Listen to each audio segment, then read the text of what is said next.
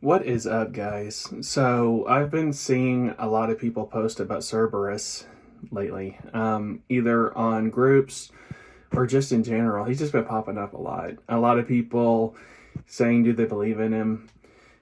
Is he as bad as they say? Some people say that he is this hellhound, and some people say that he's a pet to Hades. So, and the popular meme is that Cerberus actually means an ancient Greek spot or in some form like that. Is that even true? We'll talk about that today. You may hear my Cerberus, aka my cat, in the background meowing. She's behind the door. So this video is going to be, is Cerberus the hellhound or is he a cutie-wootie?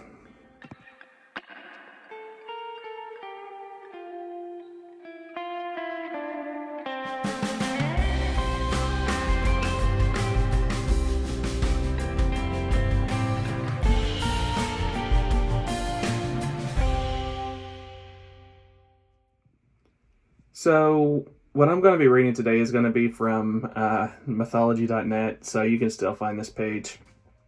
I may link it to this video, but that's all I'm reading. But it's an interesting read because it tells about everything you'd want to know basically about Cerberus, and some things I didn't even really know the extent of. So who is Cerberus? So he is the Hound of Hades who guards the actual realm of the underworld in Hades.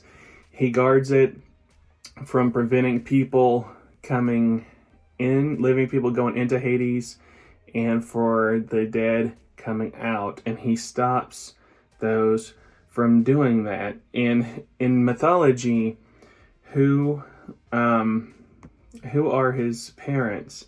So his parents, because Cerberus didn't come out of nowhere. His parents were Typhon and Echidna. Typhon was a dragon, basically, a gigantic, scary, disastrous monster.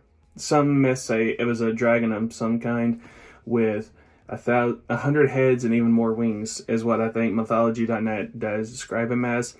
And Echidna, I know well because she is called the mother of all monsters.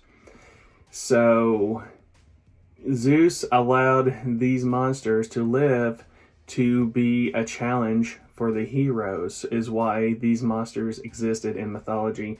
And some of the brothers and sisters of Cerberus would be the Lemnian Hydra, the Sphinx, the Nemean Lion, the Chimera, just to name a few. And again, Zeus allowed these to live to be a challenge to the heroes. And one in particular Zeus had an interest in, and that was baby Cerberus. And he decided to give Cerberus to his brother Hades as a gift to raise.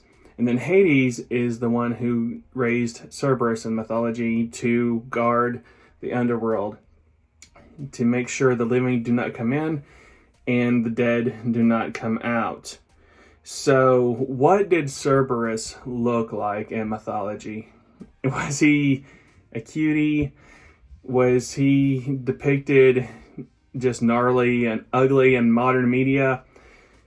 I mean, when you really think about it, to be a guard of the underworld, you had to look pretty ferocious and threatening to scare away living and to intimidate the dead to try to escape.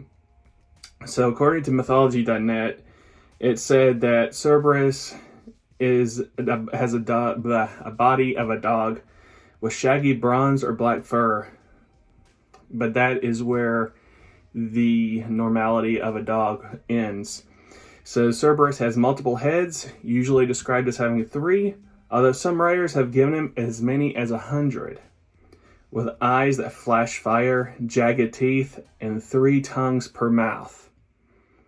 Most writers claim that all of the heads are dog-like, but a few writers have described half the heads as dog-like, and the other half are heads of beasts of all sorts.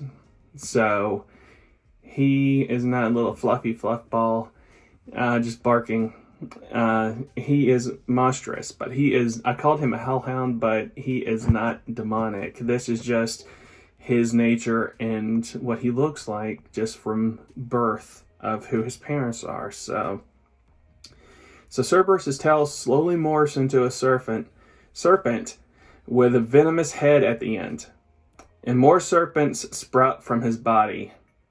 Some writers claim that these serpents are from the mane around his head, while others describe the serpents growing up his spine and hanging down like tangled fur all over his body. So some say that his fur is like just nothing but mounds of snakes.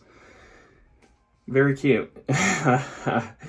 And his personality. It says, despite his nightmarish appearance and his position at the gates of the underworld, he is not a demonic creature. Above all else, the mighty dog was loyal. He was deeply devoted to his master Hades. When Hades decided to make him one of the guardians of the underworld, he became devoted to his duty as well. Cerberus obeyed 2 rules. He prevented living from entering the underworld and dead souls from leaving the underworld. Anyone alive or dead who tried to break these rules or sneak past Cerberus were surely torn to pieces. But remember, this is not his nature. This was his duty given to him by Hades.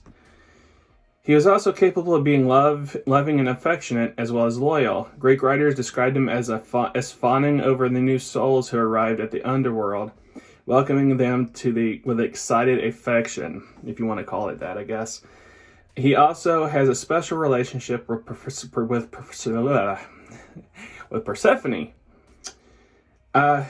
who he allows free passage to and from the underworld. So yeah, just a fun video today. I hope you guys liked it. We always dance around the underworld and all that stuff in some of these videos, and I thought, why not do one on Cerberus? I mean, he's always one of the most interesting things about Greek mythology when it comes to the underworld.